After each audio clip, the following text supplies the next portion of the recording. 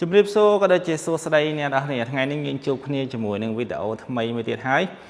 វីដេអូថ្ងៃនេះខ្ញុំនឹងធ្វើការបង្ហាញជូនអ្នកនរគ្នាអំពី drone ស៊េរីថ្មីមួយដែលមានឈ្មោះថា DJI Mavic 4 Pro បាទ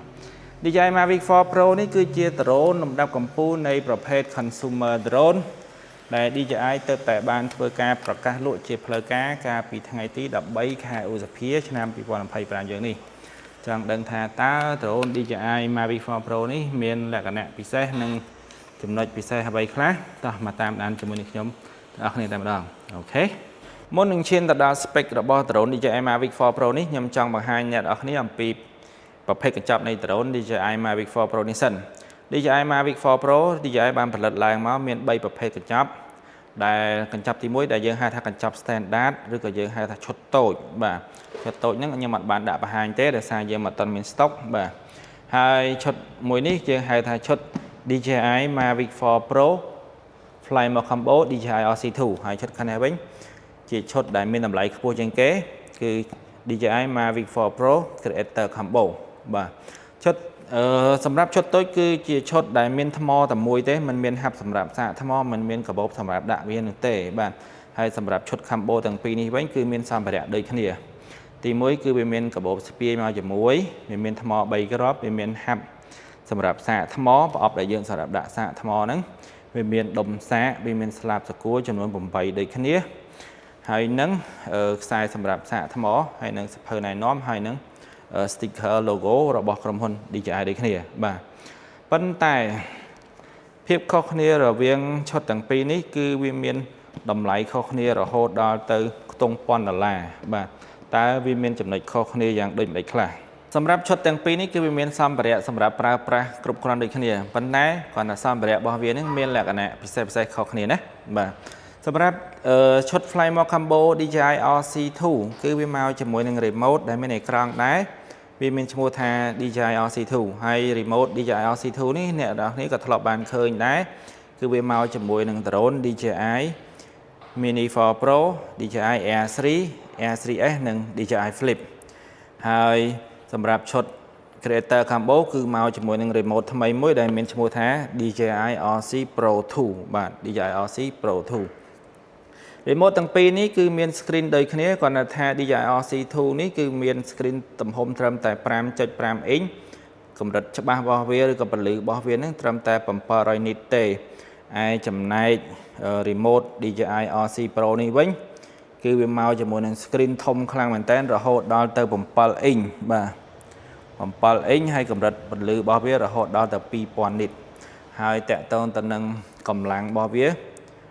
remote នេះដំណើរការបានលឿនខ្លាំងមែនតើពេលដែលយើងបើកបង្ហើប screen មកវាចាប់ផ្ដើមបើកដំណើរការតែម្ដងហើយលក្ខណៈពិសេសរបស់ DJI RC Pro 2 នេះ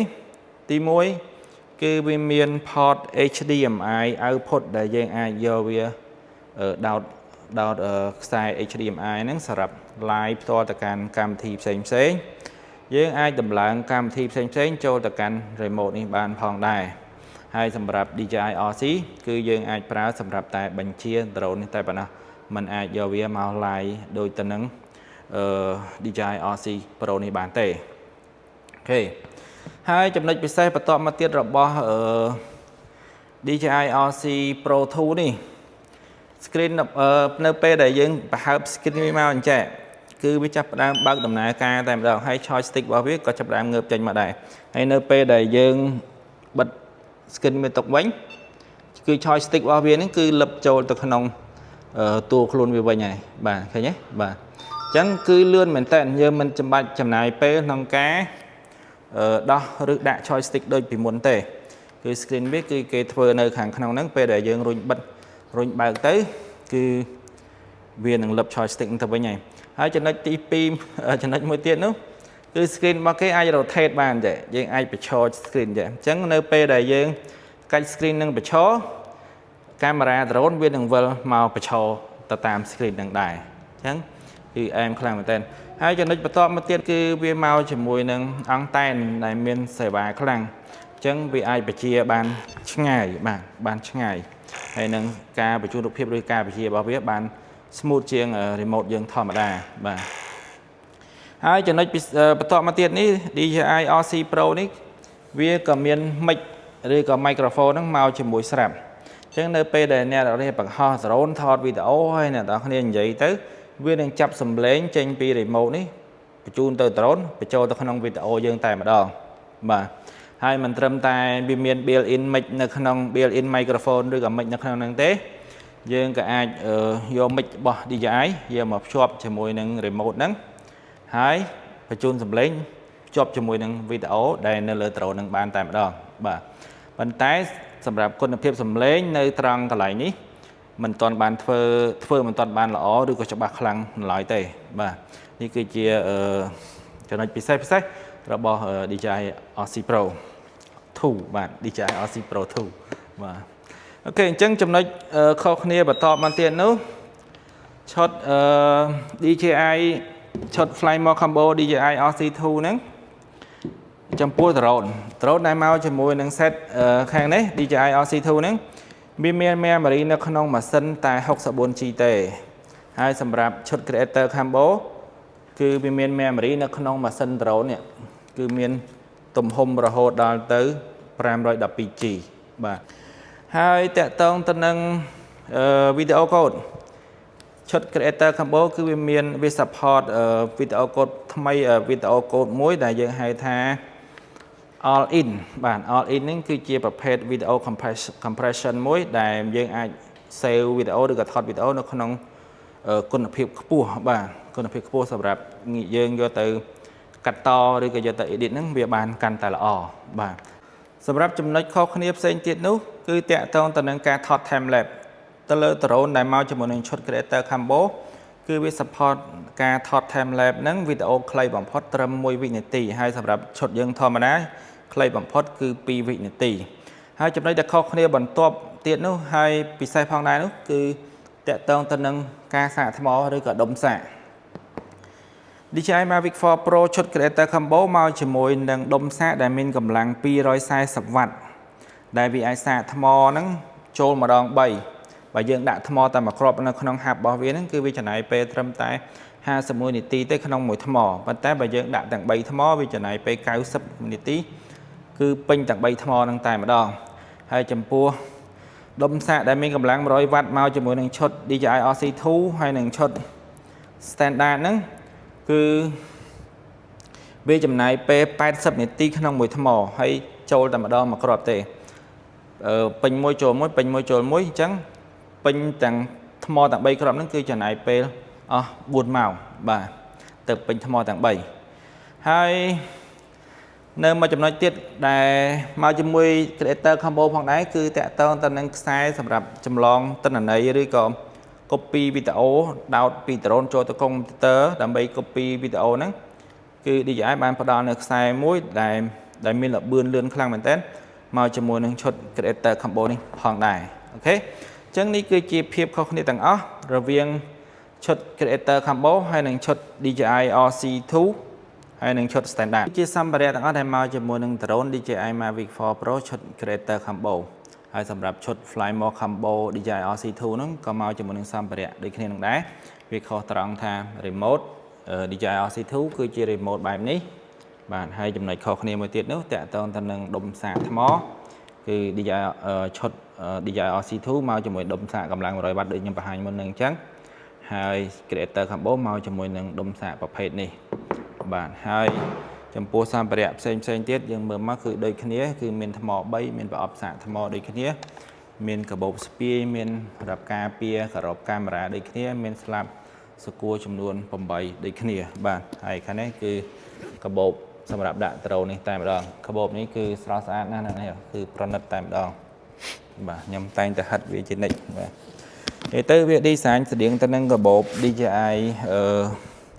Air 3 Air 3S หนึ่ง Mavic 3 Pro ได้เรียงคันนี้อันมินรูเตะอันแต่กิมิงกับเลเกนในกับไหลนี่บ่ายกับเลเกนนี่เรียงเฉาะมันติดเตียนอะไรนี้บ่ายให้ในครั้งนี้ก็มีด่าซอทา Mavic บ่ายน้องได้ยังไอสปีใช่กับบ้านยังไอยูใช่กับบ้านบ่ายคือแอนโอเคแล้วยังงี้มาเมื่อตรน DJI Mavic 4 นี่เป็นมาดองโจมาดองชนะปีปอนมาไพ่ปรามนี้ DJI បែបស្រឡាញ់តម្រងបែបមូលវិញបែបមូលដូចអ្នកនៅបានឃើញហើយ DJI Flip គឺរៀងវាកង់មូលដូចកង់អញ្ចឹងហើយឥឡូវធ្លាក់មកដល់ Mavic 4 Pro នេះទៀតគឺរៀងមូលដូចគ្នាដូចផ្លែចេកអញ្ចឹងសូម្បីតា gimbal camera របស់វានេះក៏មូលដែរបាទអញ្ចឹងមុននឹងឈានទៅដល់ spec របស់ drone នេះខ្ញុំចង់និយាយពីប្រវត្តិ drone DJI Mavic 4 នេះបន្តិចសិន Mavic 4 ហ្នឹងមានន័យថា Mavic 4 បាទ Mavic 4 Pro ប្រភេទ drone DJI Mavic គឺជាប្រភេទ drone ធំវាធំជាងប្រភេទដែលវាមានខ្លួនហើយនឹងសមត្ថភាពរបស់វាធំជាងប្រភេទ mini ហើយនឹងប្រភេទ Air បាទប្រភេទ Air មានន័យថាធំទាំងខ្លួនធំទាំងសមត្ថភាពបាទហើយសម្រាប់ Mavic នេះផងដែរការវាចេញដំបូងបំផុតគឺនៅក្នុងឆ្នាំ2016ដែលវាចេញមកមានឈ្មោះថា Mavic Pro មកដល់ឥឡូវហ្នឹងលែងសូវមានគេប្រើព្រោះវារៀងចំណាស់ហើយនៅក្នុងតកូល Mavic Pro ហ្នឹងមាន Mavic Pro Mavic Pro Platinum Mavic Pro Alpine Wide បាទហើយចូលដល់ក្នុងឆ្នាំ2018 DJI បានចេញនៅ Mavic ចំនួនទី2គឺមានឈ្មោះថា DJI Mavic 2ដែលវាមាន2ស៊េរីផងដែរខ្ញុំអត់និយាយទៅលើផ្នែក Enterprise ទេខ្ញុំនិយាយតែផ្នែក Consumer គឺវាមាន Mavic 2 Pro ហើយនិង Mavic 2 Zoom ក៏នៅតែមានអ្នកប្រើដល់ឥឡូវដែរតែវារៀងចំណាស់ផងដែរបាទប៉ុន្តែបើ Mavic Pro Mavic Pro Platinum Mavic Pro Alpine Wide ហ្នឹងគឺរៀងចំណាស់ខ្លាំងព្រោះអីវាតាំងពីឆ្នាំ2016ឯណោះបាទហើយឈានចូលមកដល់ឆ្នាំ2021បាទចូលដល់ឆ្នាំ2021បានចូលមកដល់ Mavic 3 គឺមានដាក់នៅលើប៉ាណូលើផ្លាកខ្ញុំនៅខាងលើនោះប៉ុន្តែអត់បានមើលអត់ឃើញទេ Mavic 3ក៏ជាប្រភេទ drone មួយល្បីដែរល្បីខាងផ្នែក zoom បាទវា zoom ដល់28 គុណហើយ sensor camera របស់វាធំថតច្បាស់ស្អាតបាទហើយគឺវាចេញនៅក្នុងឆ្នាំ2021ហើយបន្តមកទៀតហ្នឹងហើយវាមាន lens 2 គ្រាប់សម្រាប់ Mavic 3គឺមាន lens 2មានកាមេរ៉ានេះមានតែ2គ្រាប់ទេហើយបន្តមកទៀត DJI ចេញមកស៊េរីទៀតគឺ Mavic 3ដែរតែ Mavic 3 Classic Mavic 3 Classic នេះគឺគេយកលំនាំទៅតាម Mavic 2 Pro បាទប៉ុន្តែគេទុក sensor ធំដូចគ្នា4ភាគ3អ៊ីងដូចគ្នាបាទអញ្ចឹងថតច្បាស់ដូចគ្នាគ្រាន់តែ Mavic 3 Classic វា zoom មិនបានឆ្ងាយវាមិនមាន lens zoom ហើយនឹង zoom បានឆ្ងាយដូចទៅនឹង Mavic 3នោះទេបាទចូលដល់ឆ្នាំ2023គឺចេញ DJI Mavic 3 Pro បាទ Mavic 3 Pro នេះក៏ល្បីខ្លាំងដែរគឺមាន lens 3ហើយ sensor camera ហ្នឹង4ភាគ3ដូចគ្នាហើយ zoom ហ្នឹងរហូតដល់ទៅ28គុណបាទ zoom បានឆ្ងាយបាទ drone ហើយ zoom បានឆ្ងាយជាងគេបំផុតហើយចូលដល់ក្នុងឆ្នាំ2025យ៉ាងនេះបាទគឺចេញនៅ drone DJI Mavic 4 Pro គឺចេញនៅថ្ងៃទី13ខែឧសភាឆ្នាំ2025បាទគឺចេញបាន2ថ្ងៃបាទ2ថ្ងៃមុនដែលខ្ញុំថតវីដេអូនេះបាទអូខេបាទអញ្ចឹងលក្ខណៈពិសេសរបស់ DJI Mavic 4 Pro នេះទី1 drone នេះគឺធំវាមានទម្ងន់រហូតដល់ជាង1គីឡូចិត្ត1គីឡូមួយខាំអត់ដល់1គីឡូមួយខាំទេបាទហើយវាបំពាក់មកជាមួយនឹងកាមេរ៉ាវាប្លែកខុសគេបាទមូលដូចខ្ញុំនិយាយមុនហ្នឹងអញ្ចឹងមូលហើយកាមេរ៉ាវាមួយនេះមាន lens រហូតដល់ទៅ3គ្រាប់សម្រាប់ lens ទី1នេះគឺវាបំពាក់ជាមួយនឹង lens ទំហំ28 មីលីម៉ែត្រដែលមានសមត្ថភាពថតរហូតដល់ទៅ 6K ថតវីដេអូបានរហូតដល់ 6K ហើយចំពោះរូបស្លឹកបានរហូតដល់100 megapixel បាទ100 megapixel គឺធំខ្លាំងមែនតើបាទហើយសម្រាប់ lens zoom ទាំងពីរនេះវិញ lens មួយនេះគឺទំហំ48 mega ហើយសម្រាប់ lens មួយទៀតគឺទំហំ50 mega ហើយ lens ទាំងពីរនេះគឺអាចថតវីដេអូ 4K 60 frame បានដូចគ្នាហើយតើតើទៅនឹងកាមេរ៉ាហើយនឹង gimbal របស់វាផងដែរ gimbal DJI Mavic 4 Pro នេះគឺពិសេសខ្លាំងមែនតើគឺវាអាចពវល់បានរហូតដល់ទៅ400 degree បាទ400 degree លើមកជុំណាអ្នកគ្នាដូចអ្នកបានឃើញអញ្ចឹងបាទហើយវាក៏អាចប្រើវាថតប្រឈរបានផងដែរនៅប៉ុន្តែនៅពេលដែលយើងថតប្រឈរហ្នឹង គឺយើងសេរីវាឡើងទៅលើបានត្រឹម20ដឺក្រេហើយចុះមកក្រោមបានត្រឹម20ដឺក្រេបានត្រឹមប៉ុណ្ណេះទេអត់បានចុះមកក្រោមមុំ90ទេណាអ្នកនរគ្នាបាទអញ្ចឹងត្រូវគិតឡើងបន្តិចបាទអូខេហើយចំណុចពិសេសបន្តមកទៀតតកតងទៅនឹងដ្រូននេះផងដែរគឺវាបំពាក់នៅ sensor ដែលមាន sensor ការពារខ្លួនមួយជុំតែម្ដង sensor របស់គេនេះគឺនៅផ្នែកខាងលើ3គ្រាប់កាមេរ៉ានេះ3គ្រាប់នៅខាងក្រោមនេះ3គ្រាប់បាទ Mavic 4 Pro នេះនៅពេលដែលយើងលាដៃក្រោយគឺវាចាប់ផ្ដើមបើកដំណើរការតែម្ដងដូចនឹង drone DJI Flip ផងដែរអូខេអញ្ចឹង sensor របស់ DJI Mavic 4 Pro នេះសរុបមាន6គ្រាប់ sensor កាមេរ៉ាហ្នឹងបាទហើយវាបានបំពាក់នៅ sensor ពិសេសមួយទៀតរបស់ក្រុមហ៊ុន Leica បាទ sensor នេះដាក់នៅលើដៃខាងស្ដាំ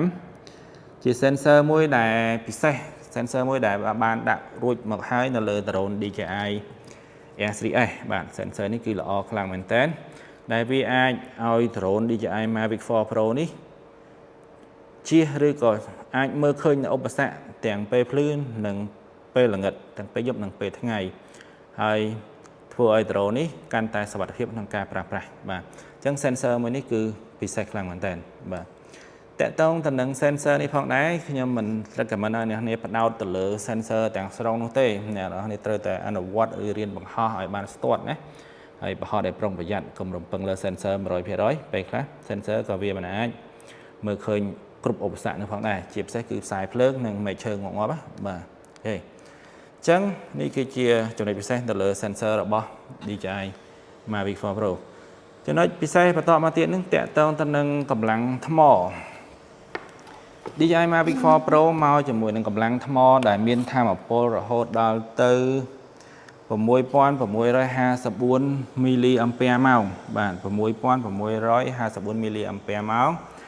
ដែលអនុញ្ញាតឲ្យដ្រូននេះអាចបង្ហោះបានរយៈពេលរហូតដល់ទៅ51នាទី51នាទីយូរមែនតើណា51នាទីបាទប៉ុន្តែតាមបទពិសោធន៍របស់ខ្ញុំហ្នឹងអានេះវាគ្រាន់តែជា spec របស់ក្រុមហ៊ុនទេហើយគេមានលក្ខខណ្ឌក្នុងការបង្ហោះរបស់វាបង្ហោះក្នុងលក្ខខណ្ឌណាមួយដែលយើងថតតិចមិនសូវមានខ្យល់យើងមិនសូវរុញមេខ្លាំងអីចឹងទៅវាអាចបាន51នាទីរបស់គេមែនបាទប៉ុន្តែបើសិនជាយើងប្រើនៅក្នុងបរិយាកាសធម្មតាមានខ្យល់ខ្លាំងយើងថត 4K យើងរុញ joystick នេះបជាអត់ស្មើអត់អីចឹងមានខ្យល់បក់មានអីចឹងយើងថតខ្លាំងយើងបើក sensor បើកអីចឹងទៅគឺវាស៊ីថ្មជាងហើយ expect ដែលខ្ញុំគិតថាវាអាចនឹងប្រើបានចន្លោះវាអាចចន្លោះពី30ទៅ40នាទីបាទ30ទៅ40នាទីវាមិនអាចបានរហូតដល់ទៅ50នាទីដោយតែក្រុមហ៊ុនថានោះទេបាទប៉ុន្តែបើសិនជាយើងមើលតាមលក្ខខណ្ឌរបស់គេយើងបង្ហោះទៅតាមលក្ខខណ្ឌដែលគេប្រាប់ហើយអាចបាន51នាទីដោយក្រុមហ៊ុនថាមែនបាទអូខេអញ្ចឹងតកតងទៅនឹងថ្មមានប៉ុណ្ណឹងហើយចំណុចបន្តមកទៀតតកតងទៅនឹងការបញ្ជានិងបញ្ជូនរូបភាពបាទ DJI Mavic 4 Pro នេះប្រើប្រព័ន្ធ transmission ឬក៏ប្រព័ន្ធបញ្ជូនរូបភាពហ្នឹង DJI O4 Plus បាទដែលតាម spec ហ្នឹងគឺវាអាចបញ្ជាដែលយើងអាចបញ្ជាវាបានហ្នឹងគឺបានចម្ងាយរហូតដល់ទៅ41គីឡូម៉ែត្រ41គីឡូម៉ែត្រឆ្ងាយណាស់នេះបាទឆ្លងពីស្រុកមួយទៅស្រុកមួយបាទវាឆ្ងាយមែនតើហើយកម្រិតនៃការបញ្ជូនរូបភាពរបស់វាហ្នឹងមានន័យថាវា live ផ្ទាល់ពីកាមេរ៉ានេះទៅកាន់ remote របស់វាហ្នឹងបានចម្ងាយ30គីឡូបាទវាឆ្ងាយខ្លាំងមែនតើអញ្ចឹងដូចខ្ញុំនិយាយដូចនឹងថ្មដែរវាមិនអាចដូចនឹង spec វា 100% ទេវាអាស្រ័យទៅលើលក្ខខណ្ឌនៃការយើងបង្ហោះបើសិនយើងបង្ហោះនៅកន្លែងស្លាស់យើងបង្ហោះរៀងខ្ពស់ទៅការបញ្ជូនរូបភាពឬការបញ្ជាបានរត់ទៅឆ្ងាយប៉ុន្តែបើយើងបង្ហោះរៀងទៀបនៅកន្លែងបាំងហើយយើងបង្ហោះនៅកន្លែងបាំងអីចឹងគឺវាមិនសូវជាបានឆ្ងាយដូចតែ spec គេថានឹងទេអូខេបាទអូខេអញ្ចឹងនេះគឺជាចំណុចពិសេសទាំងអស់ដែលមាននៅលើ drone DJI Mavic 4 Pro អូខេអញ្ចឹងទី1កាមេរ៉ាធំថតស្អាតមាន sensor កាមេរ៉ារហូតដល់ទៅ 4/3 អ៊ីងមាន lens រហូតដល់ទៅ 3 គ្រាប់ដែលអាច zoom បានឆ្ងាយថតបានស្អាតមាន lens ដែលអាចបង្វិលអ្នកថតវីដេអូ spin បានរហូតដល់ទៅ400ដឺក្រេបាទមាន sensor ការពារឧបសគ្គមួយជុំរយៈពេលហោះ51នាទីរយៈចម្ងាយរហូតដល់41គីឡូម៉ែត្រអូខេនេះគឺជាចំណុចពិសេសទាំងអស់ដែលមកជាមួយនឹង drone DJI Mavic 4 Pro អូខេអញ្ចឹងវីដេអូនេះដូចជារៀងវែងហើយខ្ញុំ គិតថាវាល្មមហើយគិតថានឹងបញ្ចប់វីដេអូនេះត្រឹមនឹងតែម្ដងហើយក៏សូមអរគុណខ្លាំងមែនតើសម្រាប់អ្នកដែលតាមដានវីដេអូរបស់ខ្ញុំទាំងអស់គ្នាហើយក៏សូមអរគុណទៅកាន់អតិថិជនទាំងអស់គ្នាដែលតែងតែគាំទ្រនិងជឿជាក់មកលើហាង Drone MBS RC Cambodia អរគុណច្រើនយើងនឹងជួបគ្នាជាមួយនឹងវីដេអូក្រោយទៀតអរគុណ